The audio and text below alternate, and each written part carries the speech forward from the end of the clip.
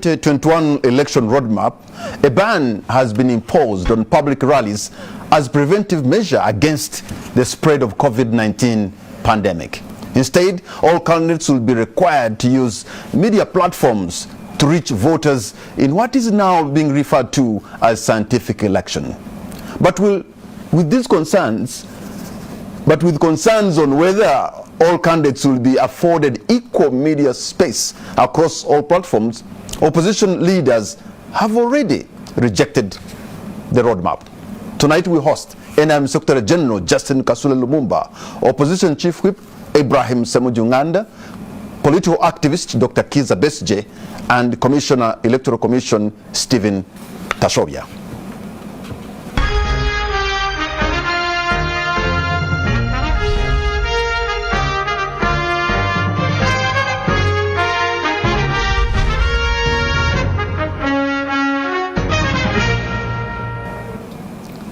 Gentlemen in the studio and lady, we thank you very much for having honored our invitation. A warm welcome to all of you. Thank you. Thank you. Let me also say to Dr. Kiiza Besigye, who's joining us from Kasangati via a live link. Good evening, Dr. Besigye.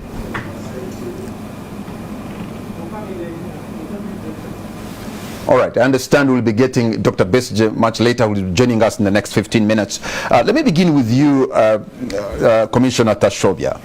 The right to vote in a free and fair election is a fundamental tenet of the Constitution of the Republic of Uganda.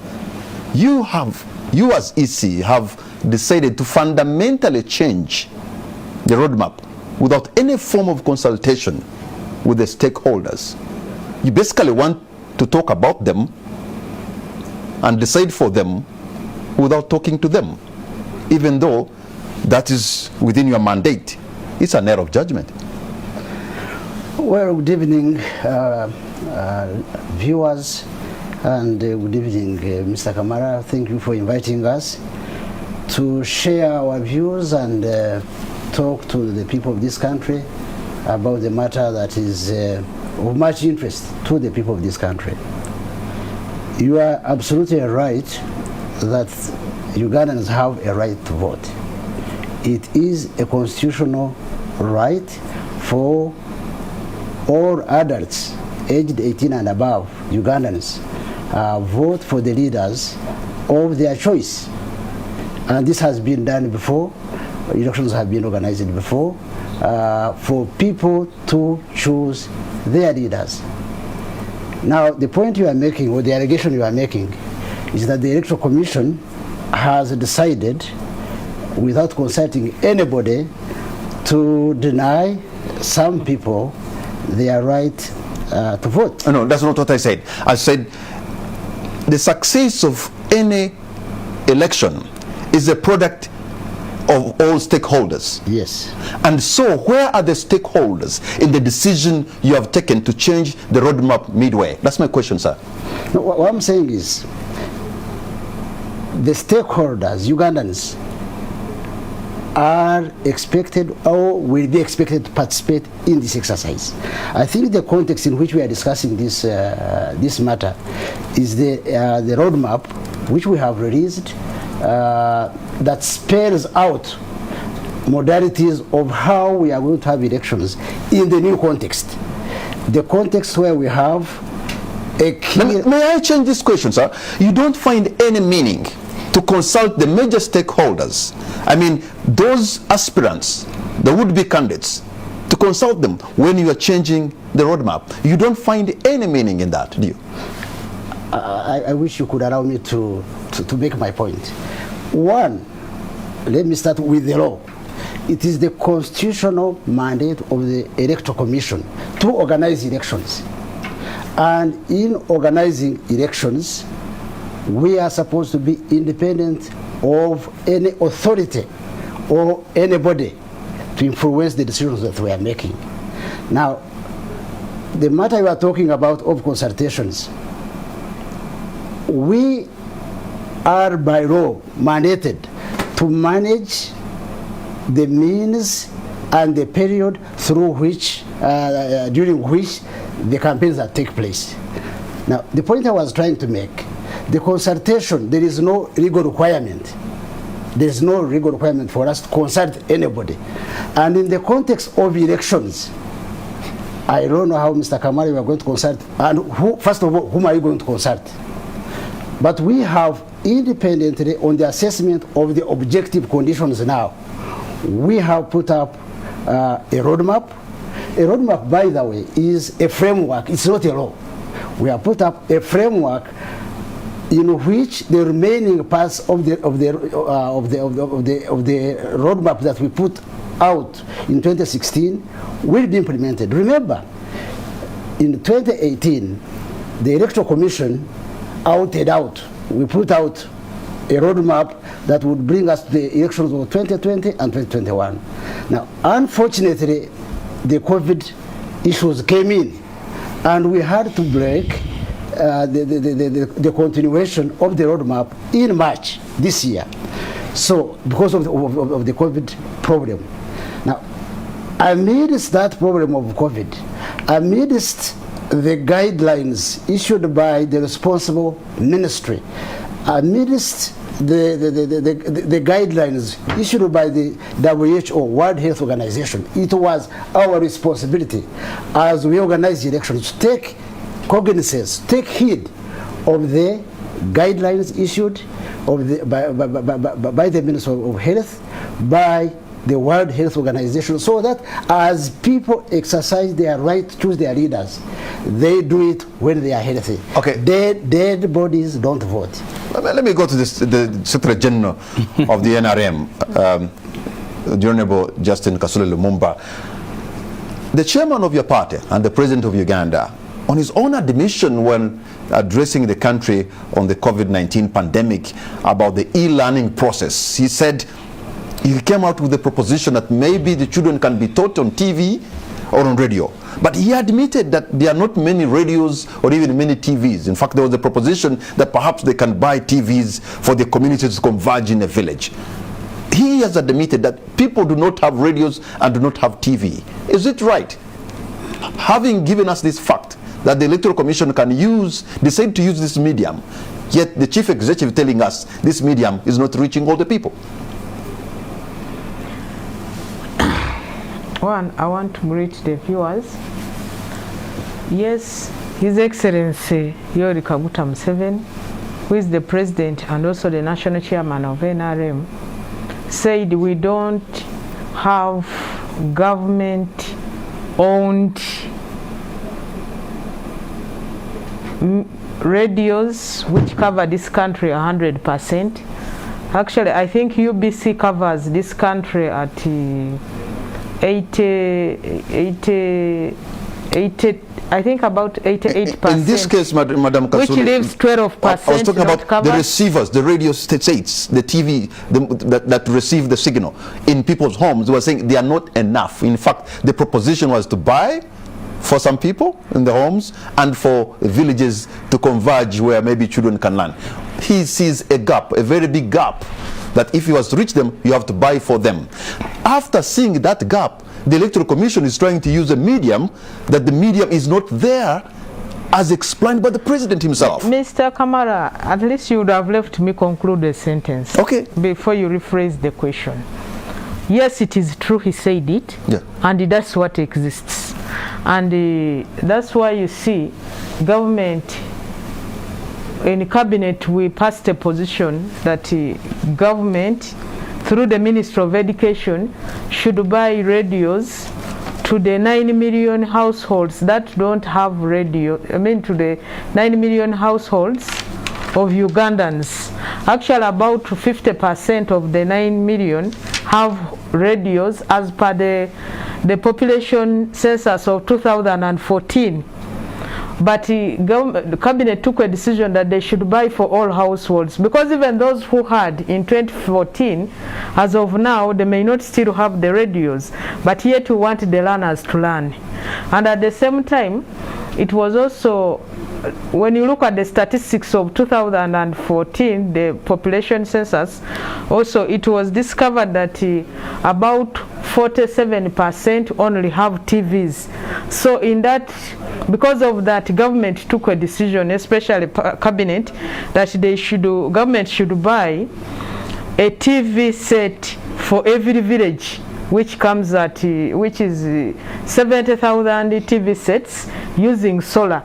Because when you look at the coverage of electricity in the villages in this country, we are not yet at 100%. So, and this is good because at this time all children are at home, the 15 million children, and we want all these children to learn.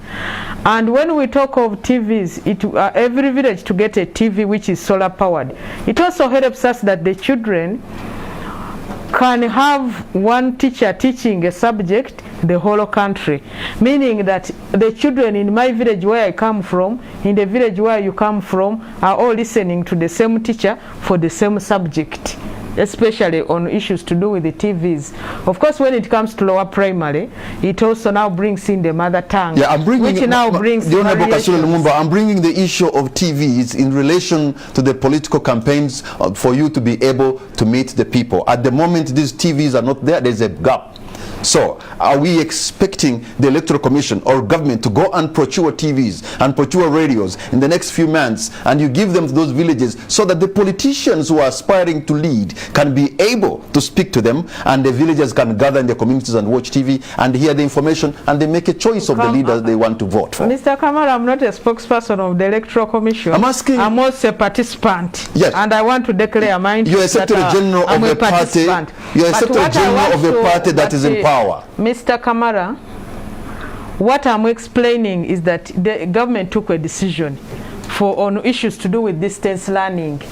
But that means that the Electoral Commission must have a discussion with the Ministry of ICT and National Guidance to discuss issues to do with the coverage. And then also look at areas where we don't have the government-owned medium of communication in terms of radios and TVs, the transmitters and whatnot. Areas where we don't get UBC in this country are basically areas in Sebei, areas in Chisoro, and the areas also part of Kabale. And then I expect the Electoral Commission to have a discussion also for those particular areas where we don't have this government-owned communication medium. Who can they partner with as Electoral Commission so that a message gets to those areas?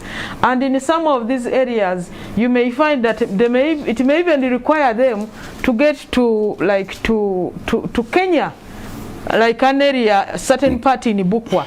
They would have to discuss with some radios in Kenya to make sure people get a message. If not, they may even have to discuss with the government, especially in the Ministry of ICT, to install more transmitters so that we get to those areas. The message gets to those areas. But that is not mine for now. It is for them as Electoral Commission, because they should discuss with the ministry in charge to make sure all parts of this country are covered. But the beauty of it is that the biggest part of this country, we have government-owned UBC, government-owned Radio Uganda with the different channels where this message can get clear, but also there is room for how they can work out for those particular areas. Honorable Ibrahim Ssemujju Nganda, you are a people's representative and many of your colleagues, so the people of Uganda will be looking to our parliament, our representatives, to hear the voice. Where is the voice of parliament on this issue of the extension or change of the roadmap? What is the voice of parliament? I think I am now used to a few of us making a point and not making a decision. That's the parliament that you have in Uganda. There will be a few voices. You end up simply making a point, but the decision is made by numbers. So if you want us to speak, we have spoken.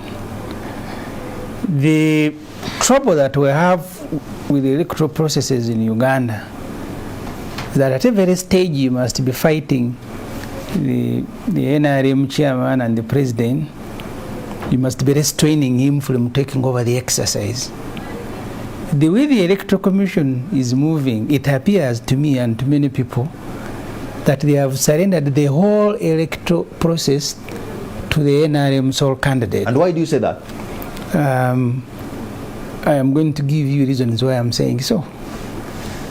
I first saw reports on social media that eventually were carried by the mainstream media, that the Electoral Commission went to have a meeting with Mr. Museveni, and I think 2 days later they announced the program. So we were told, or at least that's what the media reported, that he told them, now I am ready, you can go and announce a roadmap. Not only did he do that, he's taken over all the processes regarding to the 2020 and 2021 elections. He will be the one printing ballot papers.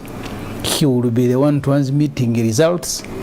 He has already taken over the tenders the same way. You know, Museveni works in a very different way. He came to Parliament to request for a supplementary to buy food for the vulnerable people in Kampala and Wakiso. We passed the supplementary request on Friday, but on Saturday, the Prime Minister was flagging off food. Food had already been bought. So the coming to Parliament to request Parliament to pass money was just a ceremony. So many institutions in Uganda, not only the Electoral Commission, including Parliament that you are now asking to speak, they are just there to ratify decisions made by one person.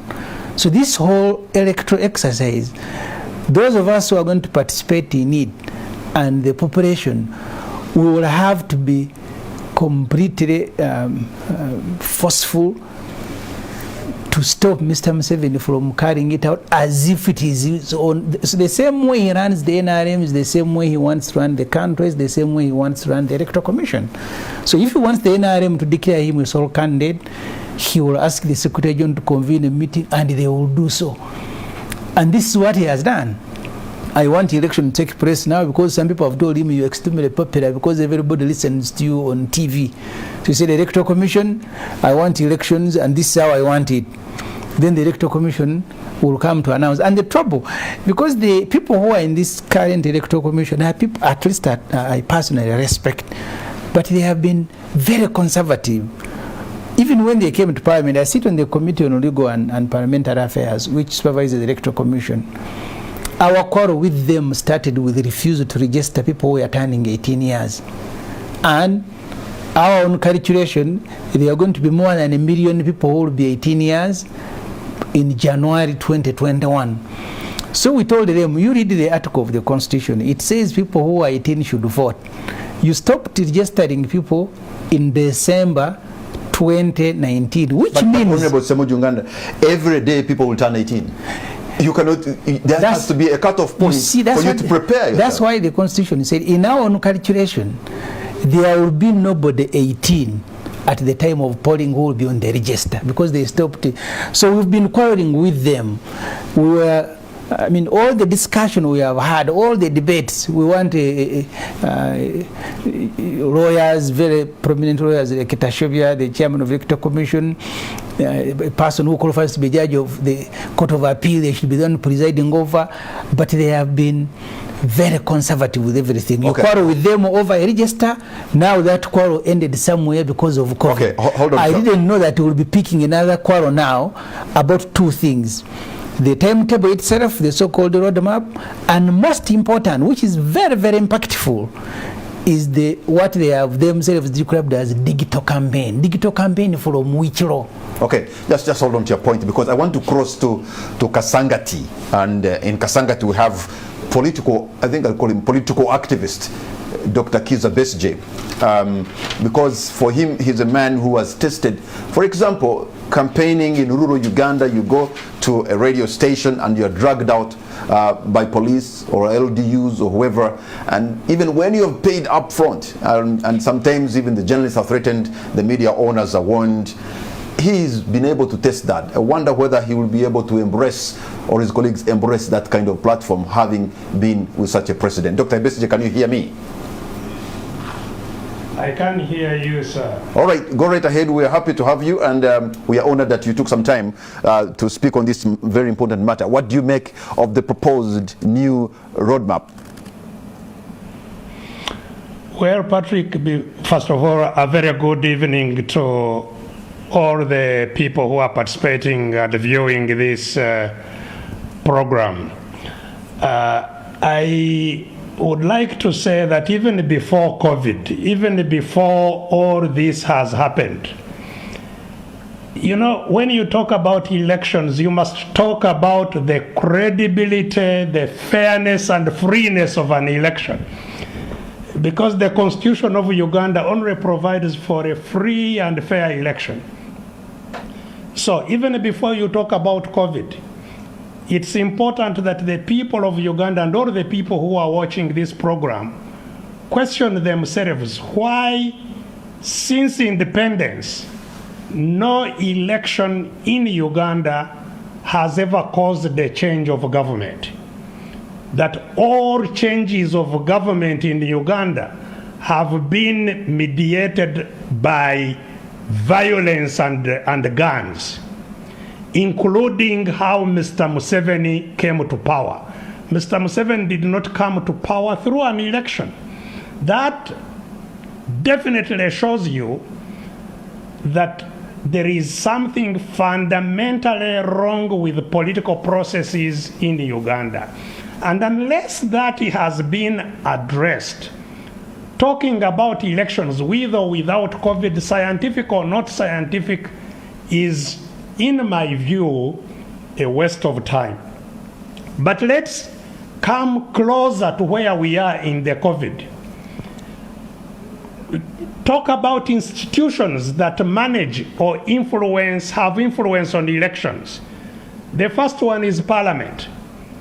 Parliament, in the term of this government, was attacked in broad daylight by soldiers, people beaten, and so on and so forth. The Speaker of Parliament did write a letter that is in the public arena saying she did not invite any soldiers into Parliament. Yet we also on camera soldiers coming from the President's office into Parliament to cause the mayhem that they did. So Parliament, even just in this COVID discussion, you had the Speaker saying Parliament is under attack from the executive. That is the institution of Parliament. We have had the institution of the courts similarly attacked by soldiers until the judges and all the judiciary laid down their tools in protest against the attack by the soldiers. So you have the Bank of Uganda, which is daily raided and trillions of shillings taken without the authority of Parliament. The Electoral Commission we are talking about of the Tashobyas, which was appointed after the 2016 elections, has been a subject of contention. And indeed the courts of Uganda have talked about the need for reforms, including how the Electoral Commission itself comes into place. In this instance, the Electoral Commission of the Tashobyas was appointed by a Mr. Museveni, whose tenure itself was contested. As you know, I'm still charged with treason because I declared myself the winner of the 2016 elections, and I still contend that I have evidence that I won that election. That case of my treason trial has never been tried. Up to now, we are going into another election without the case itself being tried. So we have a contested legitimacy of Mr. Museveni appointing the Electoral Commission, which is now demonstrating that indeed it's a walking stick of Mr. President, of Mr. Museveni. Now, before COVID, as the law requires, candidates are supposed to consult in the whole country about their candidature. The candidates who have already expressed interest was the Honorable Robert Kyagulanyi. He wrote to the Electoral Commission seeking for permission to consult in the country. Was he able ever to go out of Kampala and to consult? Absolutely not. The latest to announce that to the Electoral Commission that he intended to consult was General Henry Tumukunde. He has just emerged out of Ruzira and is now held at home, surrounded by troops. So when we are talking about elections, let's not deceive ourselves about COVID. We are simply attributing to COVID what is well known by every Ugandan, that these are sham elections. You are talking about the coverage of the media, which now the Electoral Commission is talking about as a medium for campaigns. But who does not know, who has not been seeing on camera that I cannot speak on any of the FM radios out of Kampala without the police coming and plucking me from the radio station? Very recently, even under the COVID lockdown, I was invited to be hosted on a radio in Bujiri. And what happened?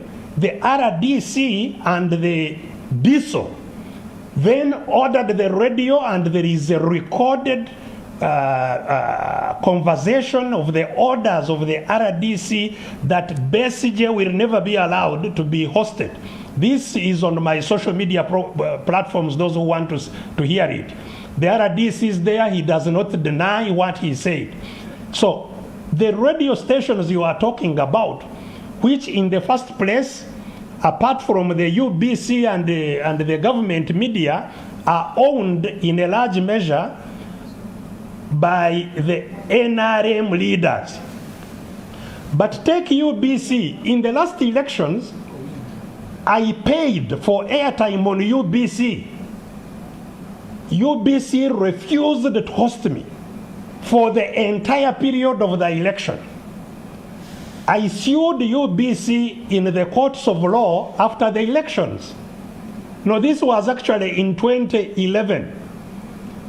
I sued the UBC in the courts of law, and UBC was found guilty indeed. They were even, I was even awarded damages against the UBC, which they have never paid up to now. So you are talking about a UBC where those who are in the opposition have never been hosted, even now. When there is no election, I've not seen any opposition people hosted on UBC. Okay, Dr. Kiiza Besigye, you can hold on to your point there because you have made a fundamental point, I suppose. So I need to have Commissioner Tashobya respond to some of those issues, because you have a precedent, you have some kind of something that you have experienced, and I'm sure Dr. Besigye will not be embracing or his kind embracing this kind of thing, considering what they have gone through. Well, thank you so much, Mr. Kamara. Good evening, Dr. Besigye. Let me make a few clarifications on some of the points that have been raised. One, which I will touch on very lightly, is about the point made by Dr. Besigye. I think the bottom line, the benchmark of having elections, free and fair elections, and having people participate should be benchmarked on the law. I note that Dr. Besigye has, I think, low regard and contempt for the law. He's talking about commissioners, the way they were put in place, the walking sticks, but the way, the manner of appointing commissioners is spelled down in the law, and it can be amended.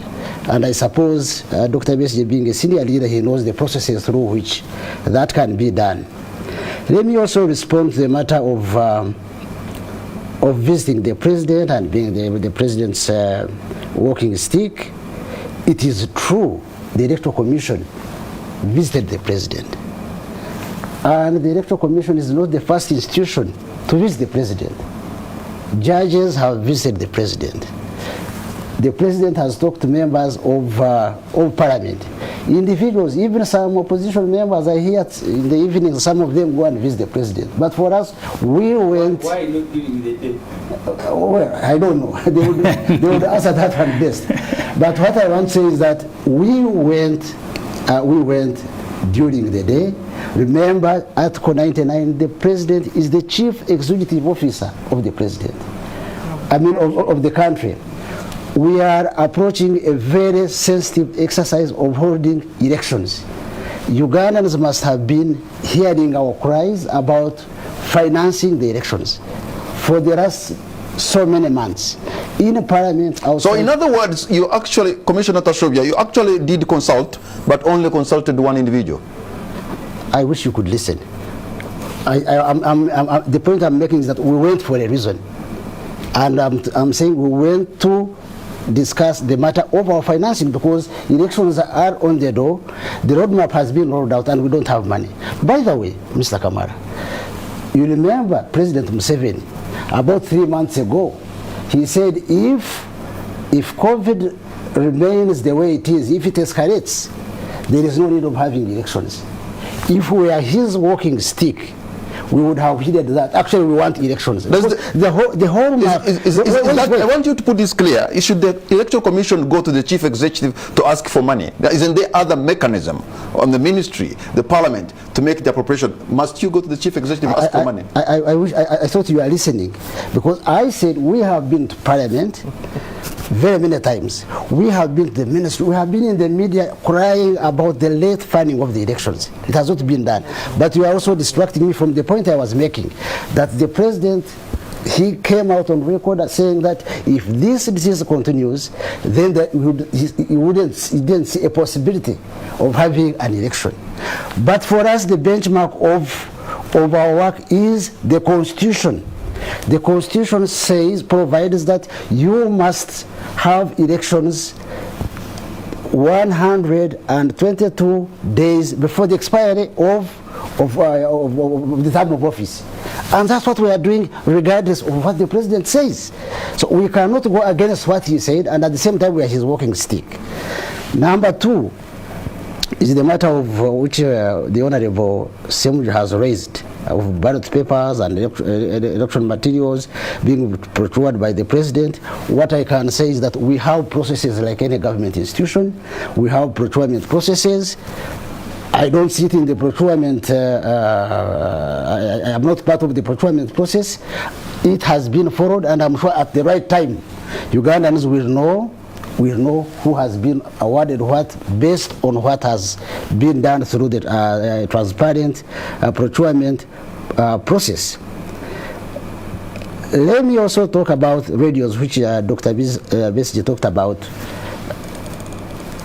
You know, radios and the print, the electronic media is one aspect of campaigning.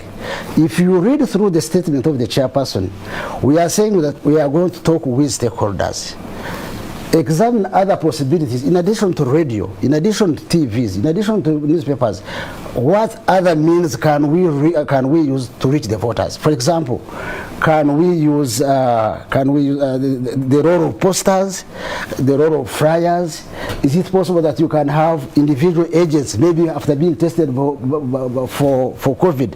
Can you have individual people going to campaign? This is a matter that we shall discuss and resolve with stakeholders. But the bottom line is that there is a problem. There is a problem that the people should not be exposed to danger, to harm. People should not die on account of people, of an election. Yeah, but you see, I don't want to disturb Commissioner Tashobya. You have made a decision and announced your decision that campaigns will be digital campaigns. That's the language you used. Now you're saying we will consult you. So you consult us on what? The decision is already made. You communicated a decision that you as Electoral Commission have made a decision. These will be digital campaigns. Now you are saying you're going to consult us on what when you've already made a decision? I wish my brother, the Honorable Ssemujju, because I also alluded the point that as he knows, a roadmap is not a law. A roadmap is a framework. a framework can be, it is not built in iron and stone. It's not cast in stone. And two, if you read the chairman's statement carefully, he said we shall be consulting stakeholders, in addition to what we mentioned, we shall be consulting stakeholders to see what measures, what tools we can use at different stages of the election. I think, Mr. Kamara, yes, what we should do, Honorable Ssemujju and I, and Dr. Kiiza Besigye, we come from political parties. We have institutions that are recognized in this country as political parties. What we should do, we as political parties, should get the roadmap with the SOPs and the guidelines or regulations, whether new or old, study them as institutions, and then seek appointment with the Electoral Commission and engage them, so that we go one by one, because that is when we would be able to achieve much. I like when he says that the roadmap is not cast in stone. That means there is room for adjustment where it is required, of course, after proper explanation to them as Electoral Commission. But what I want to say, for us and political parties and the Inter-Party Organization for Dialogue, that is IPOD, those parties with the representatives in Parliament, for which the FDC has just handed over to JEMA. So under the leadership of JEMA, we have a meeting tomorrow with the Independent Electoral Commission at 2 p.m. to raise these particular issues, in addition to what different political parties are going to bring on table, and you go with a package to engage the Electoral Commission. Okay. What I want to request the Electoral Commission, accord us time and listen to us as your biggest consumers, political parties. But I also want to request Honorable Ssemujju Ibrahim Nganda, who comes from FDC and the biggest opposition party, the alternative to NRM as of now. Please, let's go, bring your proposals, let's go and engage them, so that you can come back here to say, we said this, they have not accepted this, and yet we thought this would have been the best, than we blaming. Because okay, let me hold on to your point, Honorable Kasule, because we're going to take a break, and when we come back, we shall also give time once again to Dr. Kiiza Besigye to respond to some of these issues, because I'll also be raising some more questions. We'll be right back.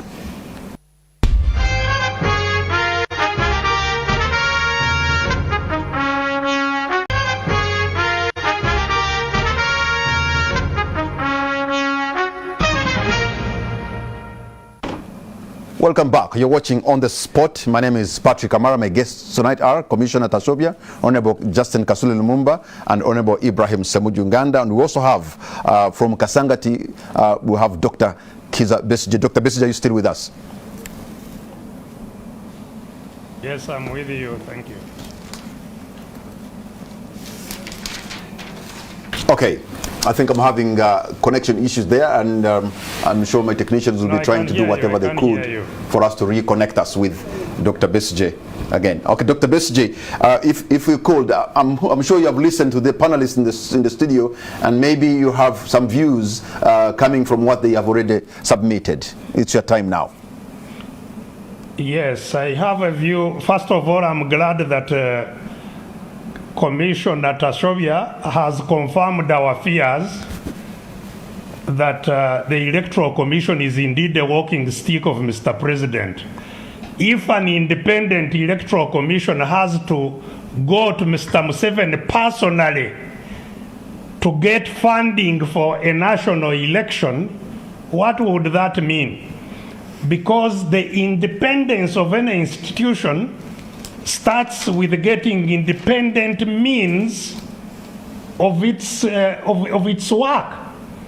If the work of the Electoral Commission depends on Mr. Museveni, who is also the sole candidate of NRM, then it is very clear what kind of Electoral Commission we have.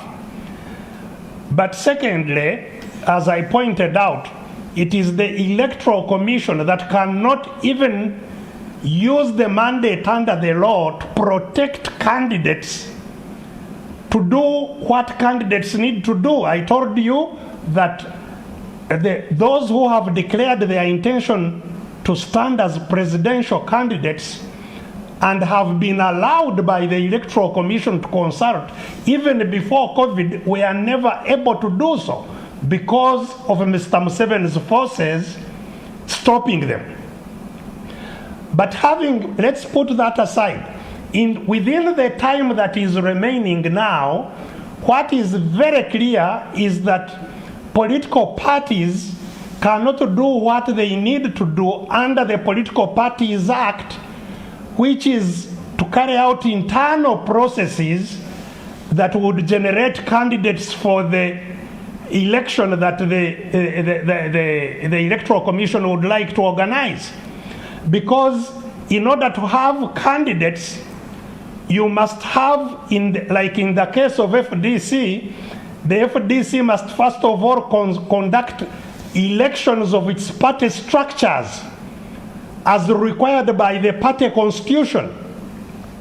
The party structures then would elect flag bearers for the party. All these processes, which are extremely important and required by the law, cannot take place within the time that the Electoral Commission has talked about. At any rate, 40 districts of Uganda are still under total lockdown. These are the border districts of Uganda. And indeed, there are serious problems that affect those problems because there is a lot of importation of COVID from neighboring countries. So the problem that is imposed by the disease in Uganda simply cannot be overlooked because of the requirements of one man, Mr. Museveni. What is causing all this pandemonium and the visit to State House and now rolling out this electoral program is because if the election is not held according to what is provided for under the term of office, it is only Mr. Museveni who will have to vacate office. But let me put this question. Parliament can pass a resolution to extend its life. Let me put this question to you, Dr. Besigye. It is only the life of the president, the term of president, that cannot be extended. But Mr. Museveni is not Uganda. So as looking at the way forward, since we are concerned about the lives of the people of Uganda, it's not that we have no options. The life of Parliament can be extended. Mr. Museveni can expire when his term goes. And Uganda will continue under transitional arrangements that can be worked out. But as it is now, you cannot roll out an electoral program that starts in June when 40 districts are still under total lockdown. Okay, Dr. Besigye, if you could, Dr. Besigye, if you can hold on to your point there. You are a medical doctor by profession. Epidemiologists and scientists have given this kind of counsel that if you want to cut the infection chain, you need to make sure there is social distancing and people should not converge. World over, they have agreed that when people crowd, then that becomes some kind of a corona dispenser. Science seems to be on the side of Commissioner Tashobya.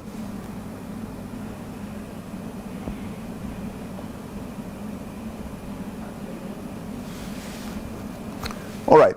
Dr. Besigye, probably you're having a problem hearing this, but I'm trying to say this, so I'm going to say it once more, that you are a medical doctor by profession. Epidemiologists and scientists are giving guidance that to cut the chain of infection, you need to make sure that people do not converge or crowd.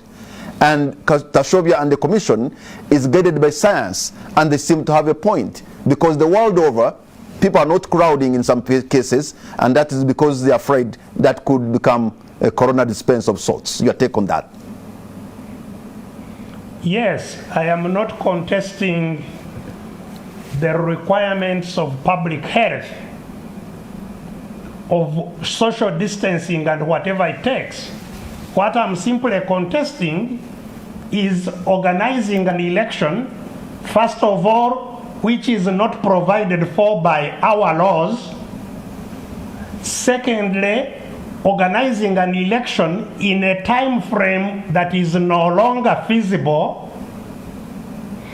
So what I'm saying is that there are other options rather than trying to have, frankly, a selection, because this will not be an election at all. So what needs to be done is simply the people of Uganda to see, because what would happen now if actually COVID would escalate, as indeed it is doing already, then even all the processes they are talking about may not go ahead. We may even go into total lockdown. So what happens? Uganda would still be there. So all I am simply saying is that even before COVID, the kind of abuse of rights could not lead what was being organized to be a free and fair, credible election. Okay. Because even before COVID, candidates were not allowed to consult. Even before COVID, we are not allowed on the radio stations. An election is not just an event of the campaigns. An election is a whole process, from registration of voters, civic education, which the Electoral Commission should have been conducting throughout the 5 years. Have you ever had the Electoral Commission conduct civic education? That's not their mandate, So sir. the election... That's the mandate of the Human Rights Commission. Their mandate is voter education, I suppose.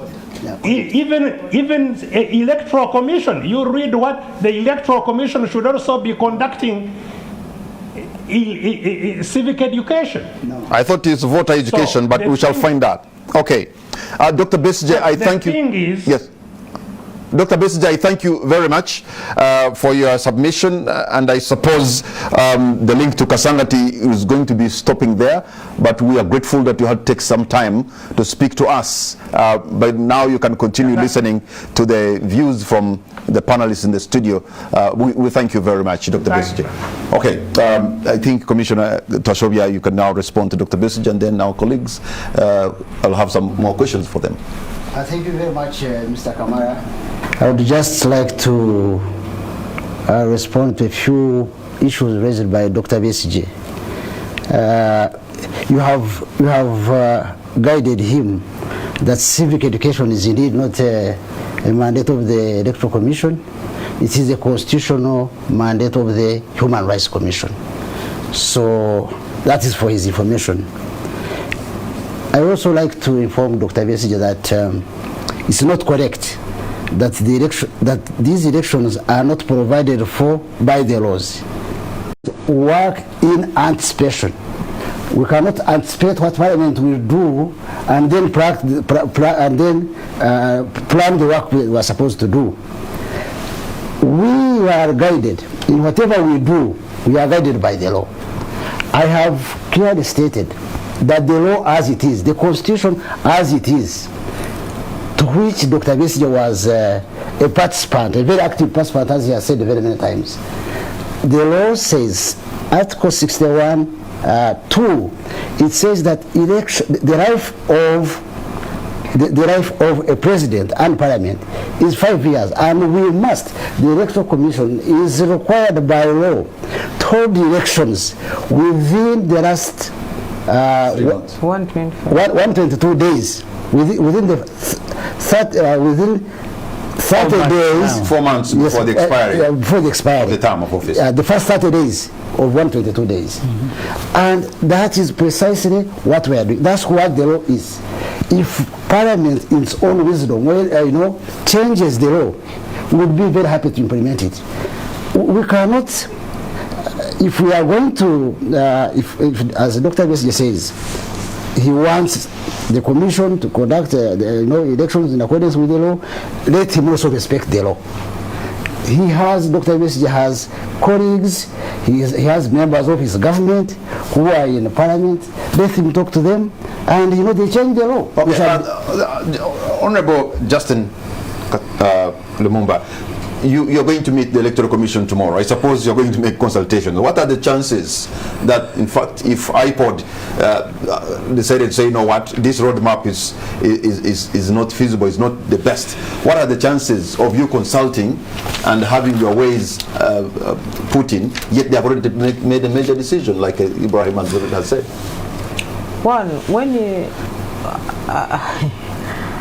you look at the roadmap, the way it was presented by the chairman, there are also questions that we have also as political parties. Look at number 1, where they are talking of preparing our own flag bearers. That alone, we want explanation from the Electoral Commission. Political party and organizations to identify flag bearers, that is number 1. They should clarify to us. Is it why are they talking about political parties and organizations? It's not their work to tell us to identify flag bearers. They don't have the powers to order us to do that. If a party chooses not to have flag bearers, what do they have any sanction to punish a party that doesn't bring flag bearers? That is an issue that we want clarity from them. And then they've placed a date. Is this number 1 when you talk of political party and organizations to identify flag bearers by the between 22nd June and 21st July?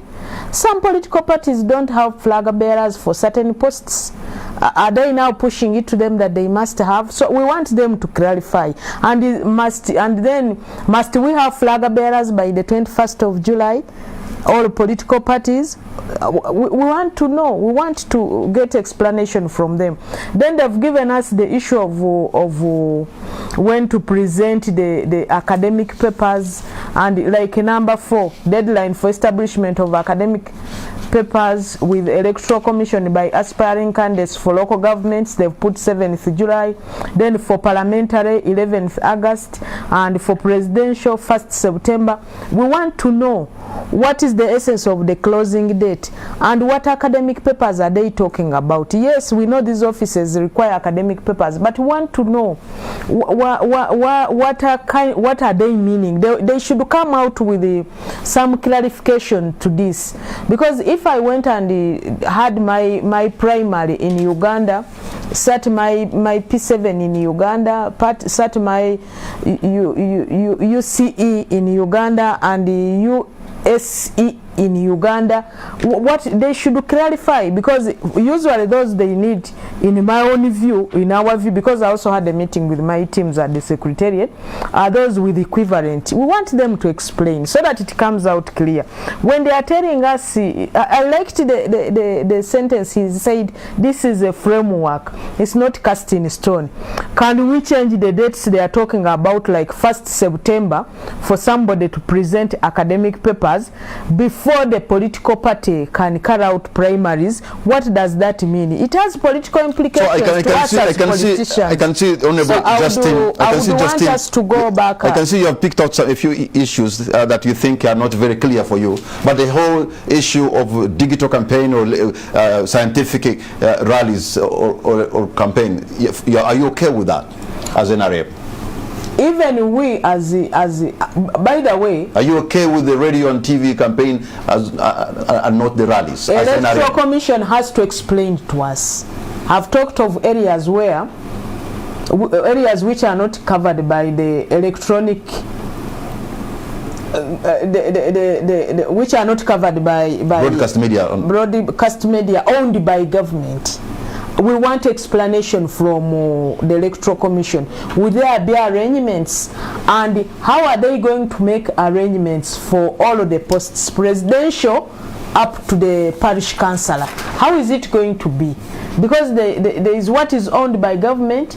Are they going to regulate that? Are they going to allocate us time?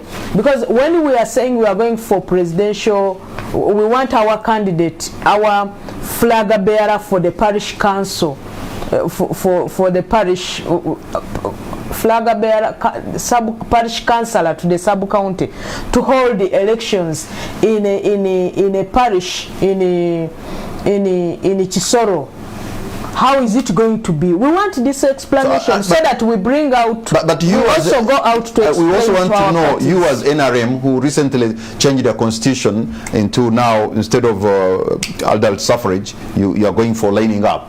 Under this new, under the pandemic, how do you intend to do this? Are you going to continue with the lining up exercise of choosing your flag bearers like you had decided to do?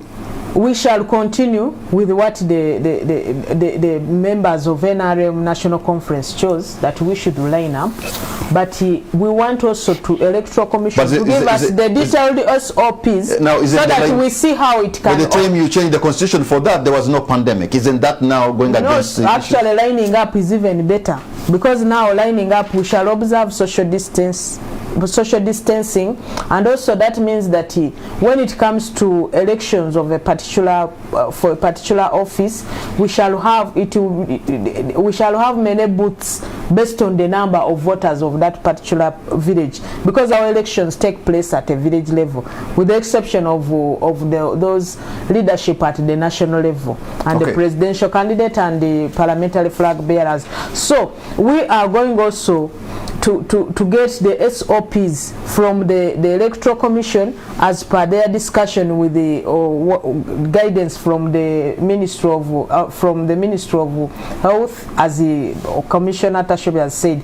So for us as NRM, yes, we know the time is small, it's compacted, but also we also have to look at what it takes to change an article in the Constitution. Because if we say, like Dr. Kiiza Besigye was talking of the possibilities of looking at the law to make adjustments, I think we should also look at what it takes to change an article in the Constitution. I think Honorable Ssemujju can best share with us. You are very good at changing articles in the Constitution. But do you know that can be done? But it is not easy. You have the numbers. It is not easy. It's not about having the numbers. It's not easy. Most media, the ownership of the media houses in Uganda is largely a very partisan issue, because how, if you don't have a radio station or a TV, how are your colleagues preparing to handle this? Because the Electoral Commission has given you a challenge now. First of all, let me go back before I answer that. There are two impactful decisions that the Electoral Commission has made. The first, that these elections are going on. Dr. Besigye, and I want to thank him, we have nearly half the country still under total lockdown. Even private vehicles don't move. The Electoral Commission says now political parties must prepare their candidates by July 20-something. 21st. How do I go to Ajumani, Rukunjiri and Kabare, where private vehicles cannot reach to go and organize candidates? Nearly half of the country. The second impactful decision is that there will not be campaigns. You can speak on radio to no audience, because TV and radio, I don't know who I am speaking to. Maybe on the day I want to campaign in Kira, first of all, that there is no electricity, I can't guarantee. So therefore, these two impactful decisions is what should have been consulted on. If people cannot go to school, in the parliament, it's only once that the whole parliament has been called to consider cities. I am a chief whip for the opposition. I am asked to select about 15 MPs to sit in parliament. The NRM, I think, about 60, because there are not more than 100 attending parliament because of social distancing. What a responsible Electoral Commission should have done is to write to the chief executive not to go and kneel down that our money is not being released, is to tell him under the circumstances it is not possible to organize an election.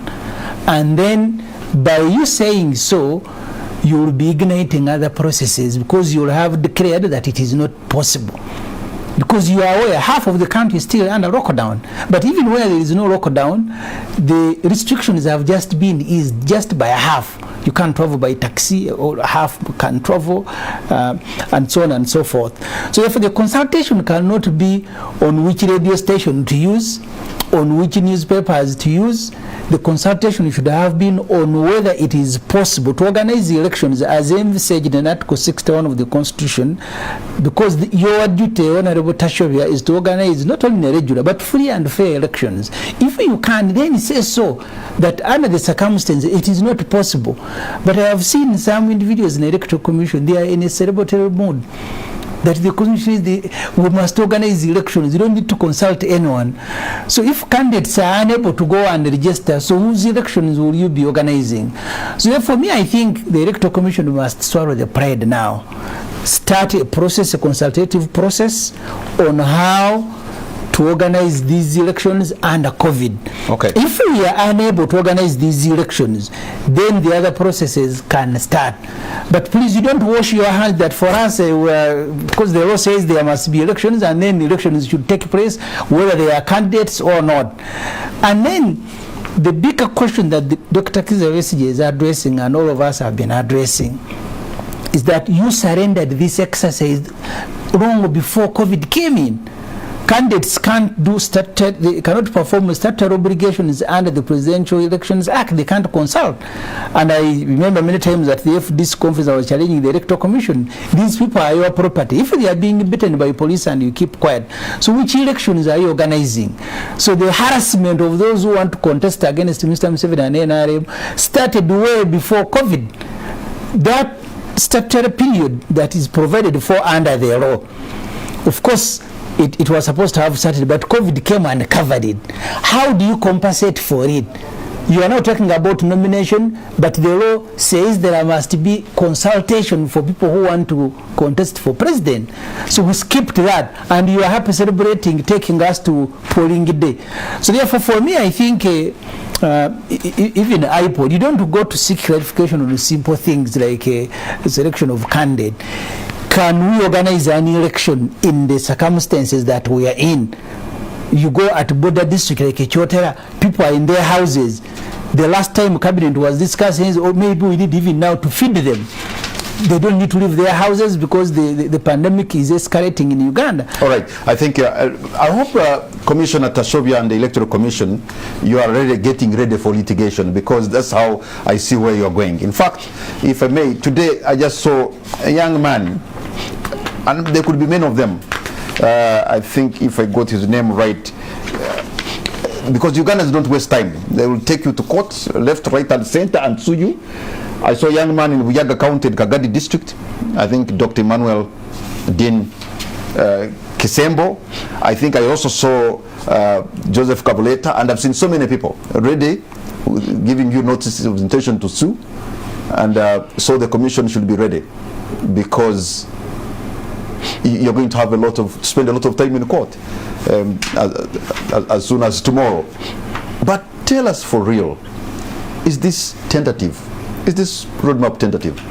Maybe it says running 22nd June. No, 2 days what you are hearing now. 2 days from now, they are saying you parties begin organizing your candidates. Half of the country is still under lockdown. Maybe you can calm the fears. This roadmap is tentative. It could actually change. Not so. I don't have to say it. It is even written. It is written in the statement issued by the chairperson that this is a framework, and we are going to engage all stakeholders to get their views on how they think this roadmap can be enriched. Today we started with the media people. We are continuing to, as I think I had you are with us today. I was there, but in fact I was even wondering why you started with us. Me, I'm just, if you want to talk to the media people, you should be calling the producers and the editors. You don't call a person like me, because I don't have, because I'm not in the business of inviting you. I'm not in the business of setting up a topic. I'm not in the business of controlling the editorial guidance or policy of a TV station. But so next time you're invite the people who are going to impact. I think it's going to be very difficult for you to advise us on who to invite and who not to invite. We thought you were a relevant person, first of all as a Ugandan, but also in the media, but also as a person in the media industry. But let me say that you are talking about litigation. I think Ugandans are free to go to court. I have said the benchmark, the hallmark of our work is based on the law. if somebody is dissatisfied with the work we are doing, one, we can discuss and see where we are wrong and we correct ourselves. Or if one is indeed dissatisfied, he can go to court. But let me go briefly pass through a number of things that my brother Ssemujju raised. He said that we surrendered our powers, for example, in respect of the Honorable Kyagulanyi. He was consulting to be, we allowed him to consult as a presidential candidate, and in between he was being harassed by security, which it is unfortunate. But let me say, the law, Section 3 of the Presidential Elections Act, when somebody wants, I can read verbatim, an aspirant may consult in preparation for his or her nomination as a presidential candidate to do wide consultations, current consultations around the country. While consulting, the aspirant shall introduce himself or herself to the commission and notify the relevant local council and police of the area to which he or she goes. The Honorable Kyagulanyi wrote to us, we met him and we replied and gave him a go-ahead to go and consult. His responsibility was now to consult the local authorities and police where he was going to consult. We don't manage, the Electoral Commission is in charge of candidates. We are not in charge of everybody, of every other person. No, I am sorry, I don't want to disturb you there. When the late Aziz Kasule was in charge of Electoral Commission, I was still in the media. He wrote to Mr. Museveni and told him, if you don't withdraw your guards from Rukunjiri, I am going to cancel this election. That letter is on record. You may have it in your file. He said, if you don't withdraw your guards who are beating up people in Rukunjiri, I am going to cancel this election. So you can't wash your hands and say you just tell us and then go and get beaten. You see, when we talk about election, it means they are candidates. Kasule was in charge of candidates, but we don't have candidates now. We are talking about an aspirant. And an aspirant is not a property of the Electoral Commission. You are. Can I proceed and respond to a number of things? Holding free and fair elections, yes, that's our mandate. But the most important thing, the points you are raising should be benchmarked on the law that we have. But I should also inform you that in a number of countries, even in this COVID era, in South Korea, in Benin, those countries have held elections almost in the manner that we are trying to have them here. It's not something that we wish. It's not something that maybe is perfect. But we are saying in the circumstance, even Dr. Besigye, even yourself, even the people who are commenting on this matter, they are not coming out to say that given the legal framework that we have, this is what we propose should be done. And I am putting it to you that the door is still open. Consultations are going to be made from next week. Inform us of how best we should have this election in the timelines that we have, and then we can discuss and see the way forward. Parties' engagement with stakeholders, I think I have responded to that.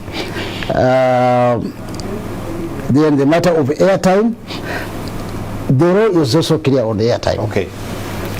The law provides that presidential candidates should access public media in equal measure. They should have equal time on public media.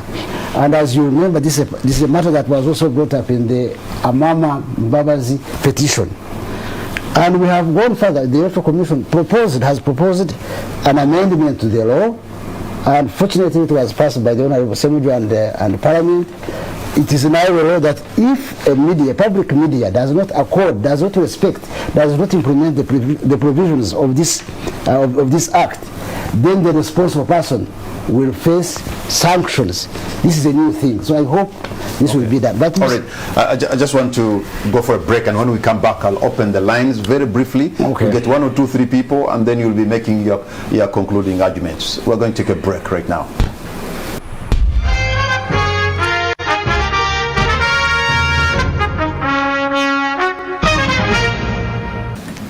Welcome back. You're watching On the Spot. My name is Patrick Kamara, and my guests tonight are Commissioner Tashobya, Honorable Justine Kasule Lumumba, and Honorable Ibrahim Ssemujju Nganda. I'm going to open the lines so that you can be a part of this discussion. You're going to see the numbers on your screen. Please pick a phone and call us and tell us what you think. Be precise and be concise, and don't take a lot of time, so that we can give more people to participate in this program, because this is more about you than anyone else. So who is going first, and please be precise on whom you want to answer your question, so that it can be directed to the person you want. I have a call online. Hello. Hello. Good evening, sir. What's your name and where are you calling from? My name is Kevin Lawrence. Kevin, where are you calling from? I'm calling from Chingera. Okay, Kevin, you're on air. I have a simple comment. Okay. You see, for me, I'm just 25 years old. I've just left LDC. You are older than me, Ibrahim. But Tashobya don't in any way make a mistake thinking that you cannot willfully return this country to the days where it has been. You see, Tashobya, you are radicalizing this country. By the time you find people like Kiiza Besigye saying that elections cannot have an effect in such a country, I'm telling you, you will regret. You will remember what this country is in chaos 10 years from now, 7 years from now, that you would have done something to actually restore us. Kevin, do you appreciate? Kevin, do you appreciate? Let me conclude this simple example. Kevin, do you appreciate there is a problem? Pardon? Do you appreciate there is a problem? There is a pandemic. Yes. There is a pandemic, I understand. But if you're going to use the pandemic as disaster capitalism to do things you wouldn't have done in normal times, then you lose more authority to say that the pandemic is before the now. That's the point I wanted to make. Go right ahead. Okay. All right, Kevin, you've made your point, and point is taken. I'm sure Commissioner Tashobya will be responding to. Let me just take one or two more. Hello? Hello, this is Kiiza Besigye, District Councillor calling in from Kagadi. Kagadi, on air, yes. Yeah, thank you so much. First of all, I want to appreciate Dr. Emmanuel for having gone to court to seek a court injunction towards the issue of the scientific elections and the Electoral Commission. To me, I think the Electoral Commission did not sit to harmonize with the key stakeholders, the parties that are supposed to get involved in the elections. The issue of election, it does not involve Electoral Commission alone. There are other key stakeholders that are supposed to get in such a kind of election. So leaving them out in this time of considering the entire scientific election, it's a disservice. It's as if they are favoring one candidate, and that's President Museveni. So we as Ugandans, as voters and other leaders, we think it cannot be done like that. There should have been a stakeholders meeting, engagement, in order to involve every person. Because now other players in this election, they're going to see Electoral Commission not being independent. Okay. As always claimed too. Our call on Kagadi. We thank you very much. Let me just move on. Maybe take only two more because of time, and we return to the studio for the panelists to make their responses. I have a call online. Hello. Okay. I have to pick another caller. Hello. Hello. Okay. It looks like you're having issues connecting to us here. Maybe Commissioner Tashobya could respond to those two people, Kevin and another caller from Kagadi. Thank you very much, Mr. Kamara, and thank you, viewers, Lawrence. You are saying that actually you are threatening me, and you are saying that we are radicalizing the country. There's nothing, we are not radicalizing anybody, but we are saying we are faced with a situation. We have a situation where we have to have, where the life of this government is expiring, and the constitution we have provides the timelines within which we must have these elections. And I wish, Lawrence, you said you are a young lawyer. I wish you came out. What would we do? What would we do? It's a constitutional command. And I have also demonstrated that some countries in similar situations have ably conducted elections in almost using the same methodology that we are. If I may, in fact, one of those people who are going to court has just given this kind of what. Let me give it to you. Let me repeat it for you, because I was reading something from Joseph Cavaletta, which I think makes some sense. Yes. He's giving an example of the United States, yes, which has 100,000 deaths with 2 million infections. Yes. The day after tomorrow, President Donald Trump will be at a stadium addressing a rally of 20,000 people. They have 100,000 deaths, we have 0 deaths.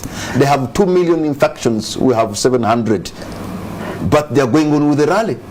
First of all, the day after tomorrow. First of all, I think Mr. Cavaletta has fallen short of informing people that the same President Trump, when he was making invitations for that rally, he asked people to sign a disclaimer that whoever contracts the disease is not going to sue him. Is that the route that you would want us to take? President Trump said that whoever wants to attend that rally, he must sign a disclaimer that if he contracts a disease, he will not be responsible. In other words, he understands the extreme danger that people will be exposed to when they attend the rally. But number two,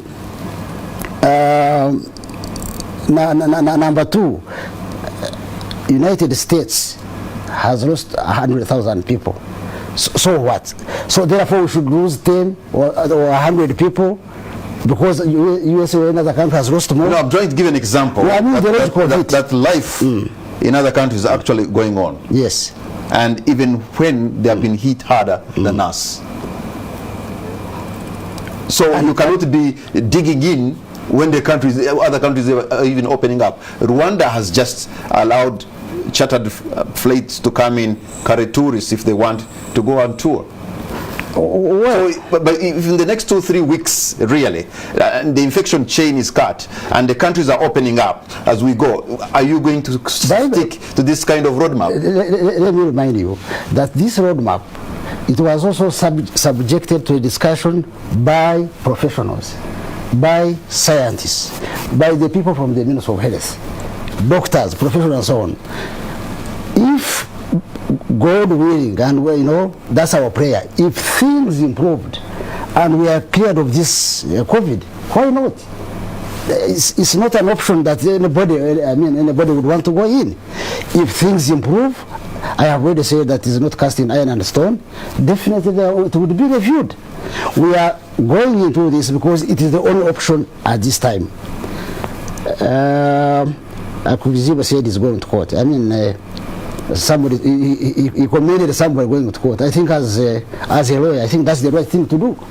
You can go to court, but at the same time, our doors as the Electoral Commission are open.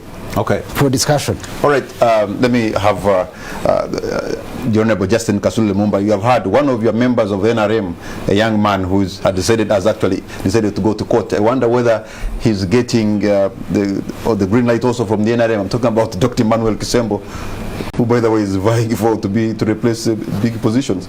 So is NRM going to support these people, your own members who are now suing the Electoral Commission? He didn't consult me as Secretary General. So, but he's going to quote something you would support as NRM. As NRM, we have principles that we stand for in the party, and the fourth principle is democracy. And which democracy? Elections are part of the ways of practicing democracy, and having democracy also felt by the Ugandans.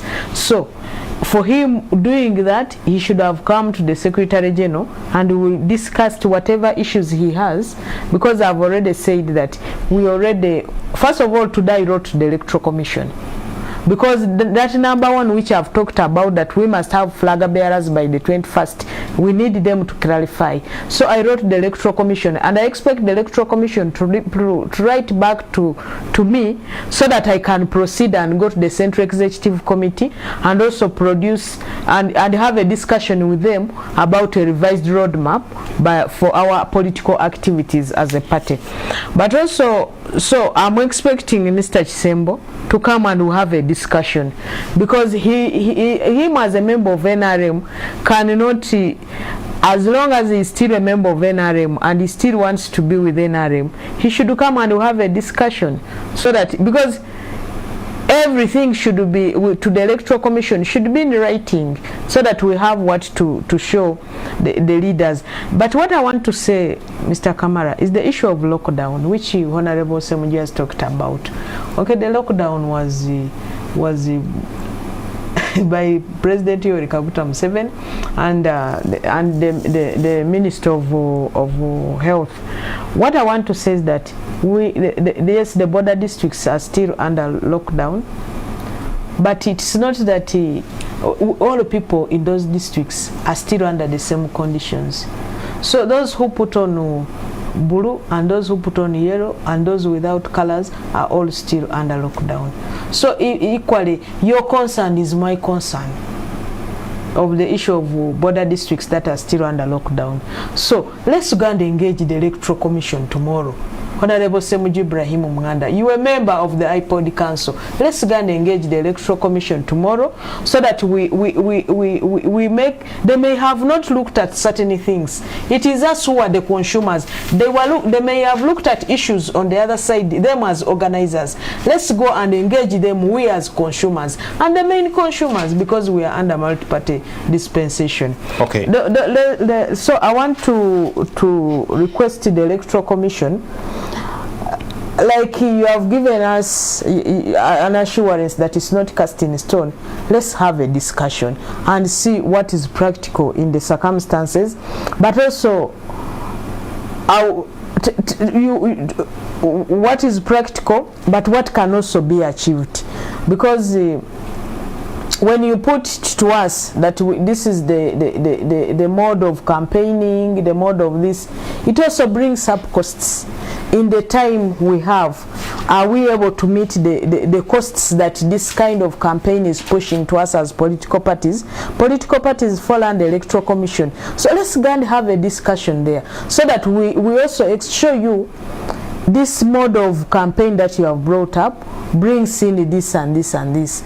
We are not able to meet this. How are you going to help us, you as the organizers, we as your consumers, be able to give you products in this time, yet we cannot be able to meet this cost or these logistics? All right. So that the discussion is at table. All right, our time is almost out. Honorable Ibrahim, what's going to be your concluding remark? Let me just advise and invite the Honorable Tashobya and Electoral Commission to listen. Please do not conduct yourself like merchants who are even under gunfire concluding deals in Syria and Libya. If half of the country is still under lockdown and another half is under some lockdown conditions, the discussion should be whether you can have elections, not that elections must be there, and the discussion is only on how campaigns will be conducted. Elections, if not well handled, can cause even more death in Uganda than COVID. Maybe the Electoral Commission doesn't see it that way. I now want to invite you to begin seeing it that way. So the proposal I make to you now, as you go to consult with Mr. Museveni, who in my own view and in the FDC views, he has taken over the whole exercise. He must determine who consults and where and how. He wants to print ballot papers. He has already contracted a company. The Tashobyas are just watching. He will be in charge of identifying who turns up to vote. And now with the LDU, in every village in Kira, we have more than 25 per village LDUs. They are barracks.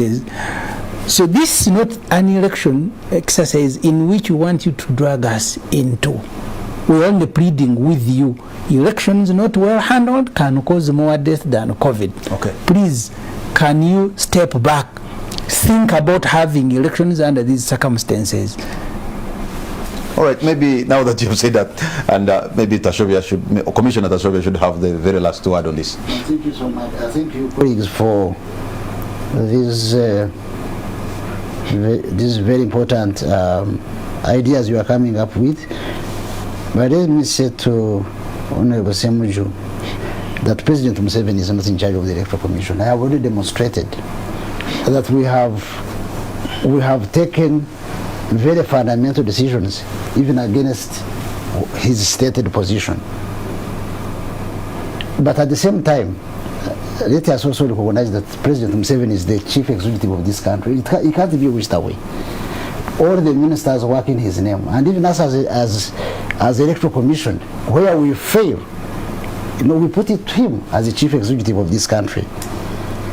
And the Honorable Ssemujju is advising us not to conduct ourselves like merchants. We are not conducting ourselves as merchants. Nobody in the Electoral Commission is celebrating that we are going to have this type of election. No. What we are saying is that we have a situation, we have the law. The law provides timelines within which certain activities can be or should be done. I would rather put it to the Honorable Ssemujju that, fortunately he's a legislator. He's a member of parliament. Even he himself, as a private member, he can even bring up a bill to amend the constitution. For us as the Electoral Commission, for as long as if you amend the law, we shall be very happy to implement it. But we cannot sit down in anticipation. I mean, what situation would that be? Where you sit down, you have a law, you can't implement it, the honorable members of parliament are also quite looking at us to breach the law. No, that one cannot happen. The costs, yes, it's even to us, it is, we are going to incur more costs, because things like, social distancing, sanitizing, washing of hands, more personnel, that is a cost. But it goes back to what we are saying, to the questions I was asking. What do we do? Okay.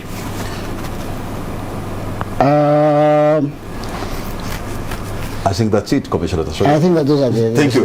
Thank you very much, Commissioner Tashobya. Thank you very much, Honorable Justine, Kasule, Lumumba, Honorable Ibrahim.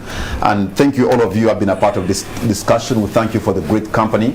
And just the Commissioner Tashobya said, I think for me, for every dark cloud there's a silver lining. And the silver lining is that this is not cast in stone. And since even the consultations or meetings are beginning tomorrow, I can see perhaps there will be some changes. Who knows, there could even be a total overhaul. But that is going to come after consultation. After all, he says it is not cast in stone. And for us who are in the media, I suppose this is going to be a very difficult one to do.